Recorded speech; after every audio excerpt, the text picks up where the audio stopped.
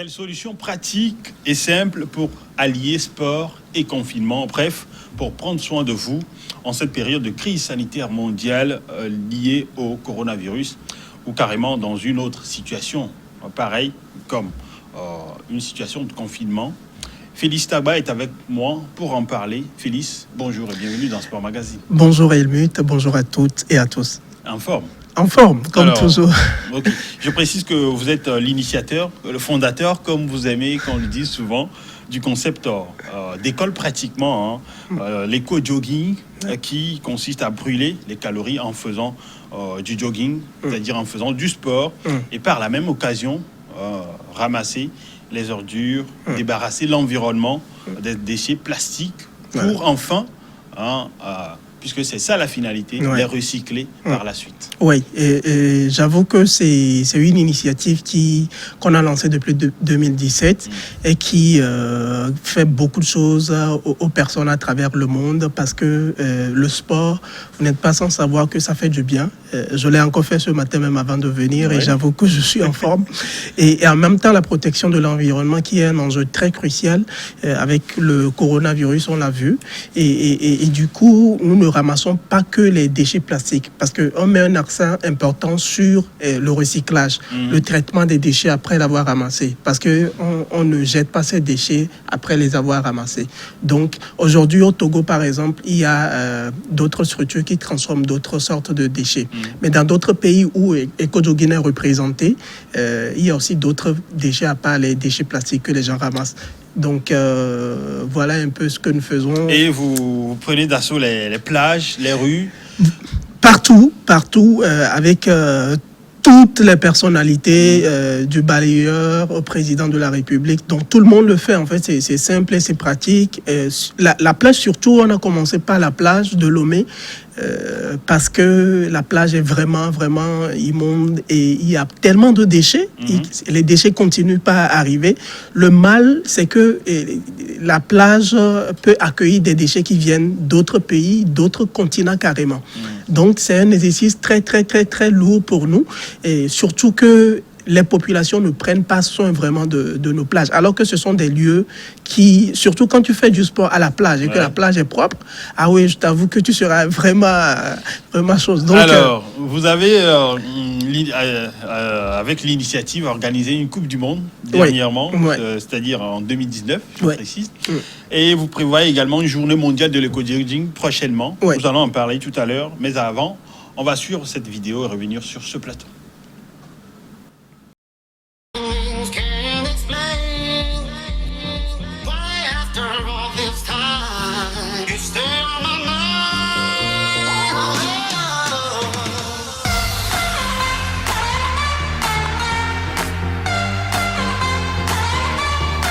Top, c'est parti.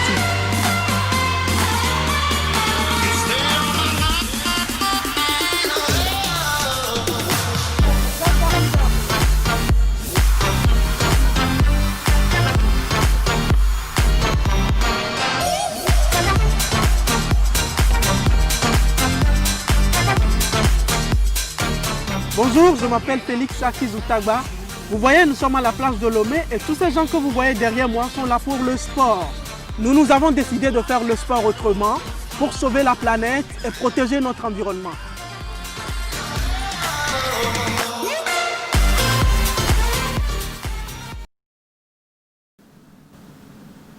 Et voilà, c'était les rues de Lomé, ceux qui peuvent les reconnaître. Vous étiez avec toute une équipe, avec les éco-joggeurs et les éco-joggeuses, comme vous les appelez.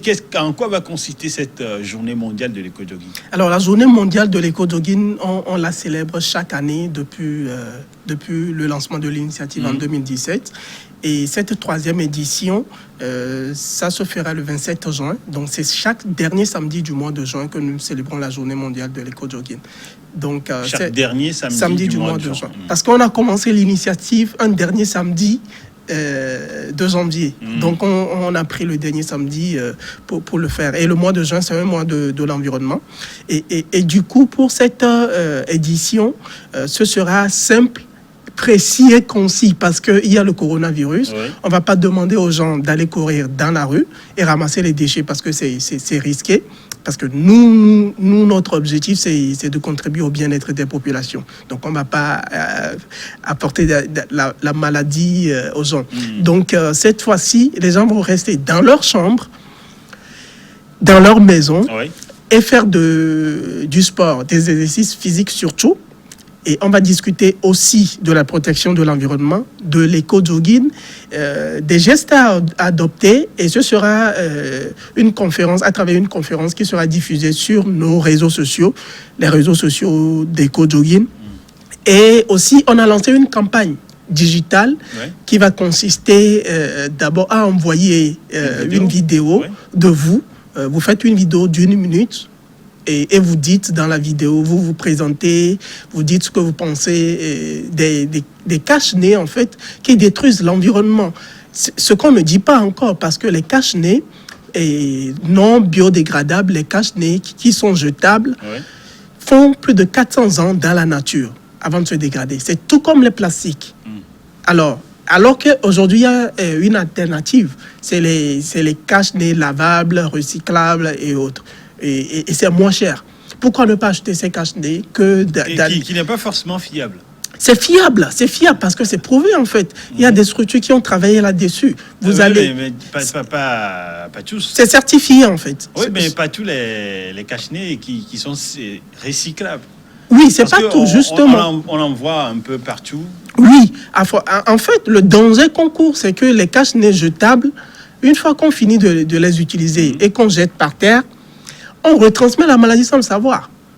Et l'environnement en pâtit parce que ça fait 400 ans. Ça va dans la mer, ça revient dans nos plats et autres. Vous voyez le danger. Alors que les cache-nez lavables, une fois fini, on lave et on garde. Et on ne jette pas, en fait, comme on le fait pour les cache-nez jetables. Donc, notre campagne, ça s'appelle Beat, c'est en anglais Beat Mask Pollution. Donc, une fois que vous faites la vidéo d'1 minute, vous envoyez sur les réseaux sociaux avec hashtag Beat Mask Pollution. Et puis, nous, on republie et on partage. En fait, c'est justement la raison pour laquelle on a institué cette journée mondiale d'éco-jogging. On pouvait reporter à cause du coronavirus, mais on s'est dit qu'il y a un vrai débat que les gens font semblant d'oublier ou d'ignorer, enfin, donc ou qui ne voit pas peut-être. Voilà, donc ce sera une plateforme de débat aussi. Vous allez nous dire qu'est-ce que vous pensez en fait des cache-nez jetables. Est-ce qu'il faut l'adopter? Est-ce qu'il faut continuer par l'adopter? Ou est-ce qu'il faut carrément aller vers une autre solution? Enfin, inviter les populations à utiliser d'autres solutions. Donc c'est vraiment important parce que aujourd'hui, on parle du coronavirus, demain, on ne sait pas ce qu'il y aura. C'est le même phénomène qu'on a eu avec les sachets plastiques. On n'en a pas parlé au tout début, et c'est des générations et des générations donc après. Donc, vous pensez que plus tard, les cache-nez qui nous servent aujourd'hui à pouvoir adopter les gestes barrières pour pouvoir endiguer la propagation du coronavirus pourraient constituer un autre problème sanitaire, grandiose peut-être après. Les cache-nez jetables, c'est déjà un problème et certains l'ont déjà relevé. Donc, je n'invente rien. Non. C'est un phénomène qui, parce que si on maîtrise le phénomène maintenant, on est quitte.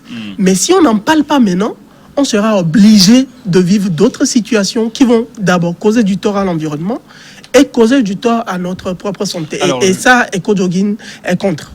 Alors, je crois que nos téléspectateurs nous attendent impatiemment pour pouvoir savoir quelle solution pratique ou encore simple pour pouvoir allier le sport au confinement. Nous en parlons dans votre émission Sport Magazine aujourd'hui.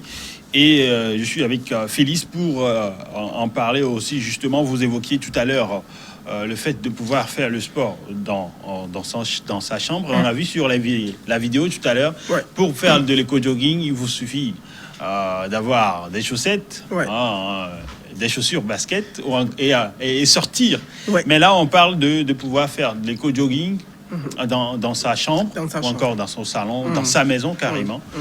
Et en pleine période de confinement, difficile aujourd'hui de pouvoir garder ces mêmes réflexes. Ouais, c'est très difficile.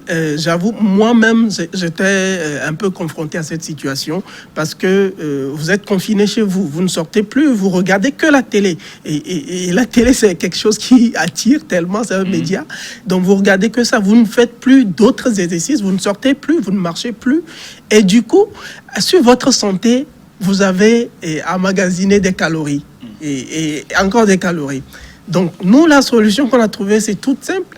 C'est simple, en fait, la solution. C'est de marcher. Vous pouvez marcher dans votre chambre. Oui. Si vous n'êtes pas habitué... Faire le tour de la chambre. Oui, vous faites le tour de la chambre, vous dégagez les meubles. Ou bien, si c'est un petit espace aussi, vous marchez. Le tour de la table ou du canapé. Vous pouvez marcher sur place, en fait. Sur place. Oui. On marche sur place sans le savoir, en fait. Donc, vous marchez, essayez de rester sur place et marchez. Vous faites le même exercice plusieurs fois et vous êtes sur place, vous êtes en train de marcher. Si vous avez encore une application qui vous permet de compter les pas, vous pouvez l'utiliser. Et au fur et à mesure que vous le faites, l'application va vous dire que vous êtes en train de faire ce nombre de pas, vous êtes en train de perdre des calories et tout. Donc, c'est conseillé pour les débutants de marcher. Alors, si on n'est pas débutant et qu'on s'y connaît un peu, on peut aller vers la course dans la chambre. C'est comme la marche, vous restez sur place, mais vous courez sur place. Vous courez sur place, vous courez sur place. Plusieurs fois, et au début, comme on n'a pas eu l'habitude de refaire du sport, on peut le faire lentement. Et après, quand on sera habitué, et ce qu'il faut faire, c'est qu'il faut le faire régulièrement. C'est important de le faire régulièrement. Pour garder le rythme. Voilà. On peut se dire chaque samedi, je le fais.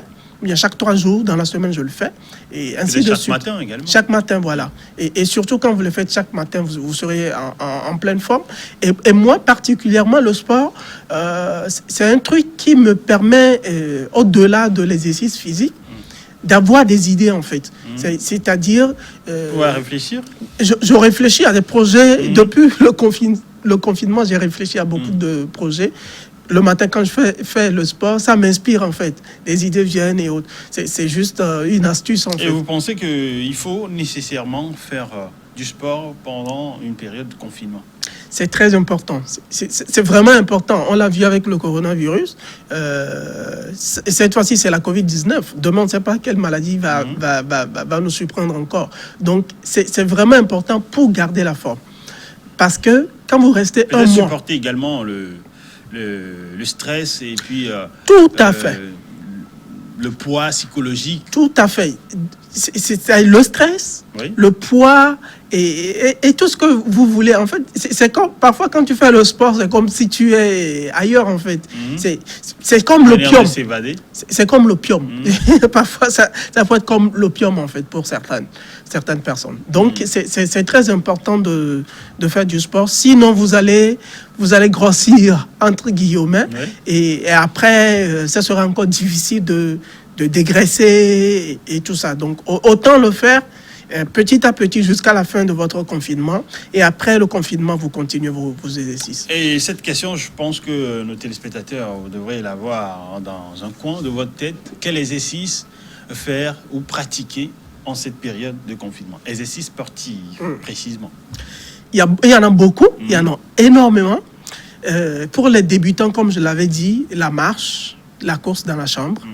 À la rigueur, ces deux exercices, vous pouvez le faire sans rien dépenser. Alors, si vous avez les moyens, vous pouvez acheter une corde à sauter, ça ne coûte pas grand-chose. Vous achetez la corde à sauter, vous sautez régulièrement.